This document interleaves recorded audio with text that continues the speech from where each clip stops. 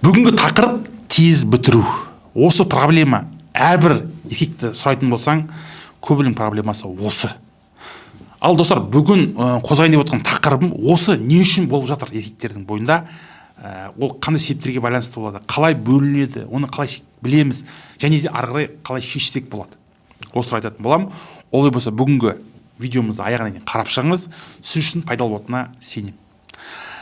Қарасақ, тез бітіру деп көп айтып жатады. Рекламада қаптаған дәрі-дәрмектер толып жатыр. Оның бәрі шешіп жатыр ма? Вопрос өте сұрақ. Ал енді достар, негізінен еркектің эякуляциясының жылдам шығуы бірінші, ол психогенді фактор. Ол баланың бойындағы жаңағы тез қозғыштық жағдайлар болуы мүмкін.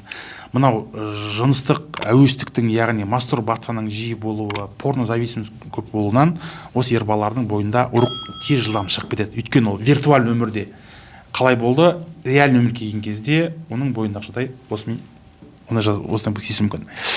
Екінші жағдайлар бұл әрине бұл еркектің бойындағы проблема, бұл жыныстық аурулардың кесірінен, яғни жыныс жолдарының болатын аурулар, инфекциялық аурулардың кесірінен, қуық, визикула, еркектің енінің қосалқы жағдайларында қабыну болса, ол да осы патология алып келеді. Яғни бұл екінші айтатын жағдай жыныс жолдардың ақаулары, қабыну аурулары.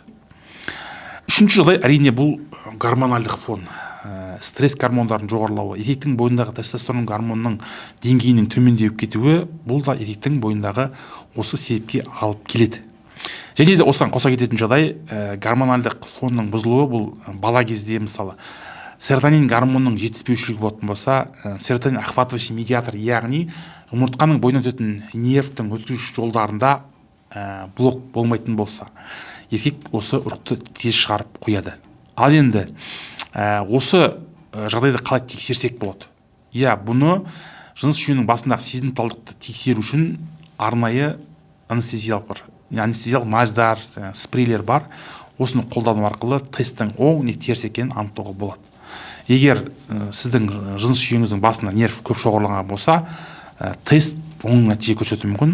Ол жерде положительный, яғни сіздің бұрынғы жыныс қатынасының уақыты ұзаруы мүмкін. Ал енді тест теріс болатын болса, ешқандай әсер етпейтін болса, ол проблема сіздің жыныс жүйеңіздің басынан емес. Енді осы проблемаларды, осы болатқан шағымдарды қалай жеңсе болады, не істесе болады? Біріншіден диагностика жүргізу керек, анализдер тапсыру керек, ақаулар болса уақытында емдеу керек. Сонымен қатар мына серотонин охватывающий медиаторларды блоктайтын арнайы препараттар бар. Ол препараттар PTHTP деп атады, L-триптофан, яғни жыныс жүйелерінен келетін нервтің сезімталдығын басу үшін. Сонымен қатар мынау примакситин, дапакситин деген препараттарды қолдануға басады. Бірақ бұл жерде учет ету керек, бұл препараттар как психотропты препарат болғандықтан арнайы рецептпен сатылады. Бұл көрінген жерге сатыла бермейді.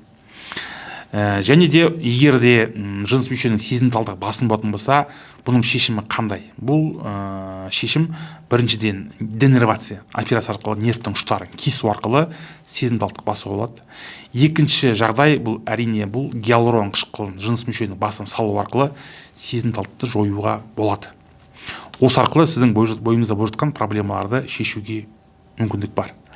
Ал енді достар, айта кететін тағы да бір маңызды мәселелер бар. Көп жағдайларда үйленгенге дейін нормально болып жүріп, үйленгеннен кейін проблема болып қалды дейді. Енді әрине адамның психикасына да тікелей байланысты. Өйткені депрессия, стресс, жұмыс, шаршап жүреді көп жігіттердің, енді жұмыс, ұйқы бұзылуы, гормон бұзылыстың әсерінен осындай жағдай кездесіп жатыр. Ал енді осы проблема сіздің бойыңызда болып жатыр ма? Астына комментарийға міндетті түрде жазып кетіңіз. Онымен сіз қалай күресіп жатсыз, қалай жеңдіңіз?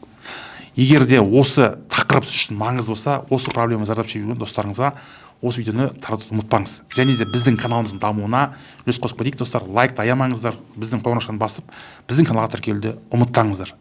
Ал енді достар, менің жеке консультацияма келемін деген кісілер болса, астынан номер қалдырып кетем, келіп жазылып қаралсаңыздар болады. Аман, сау болыңыздар.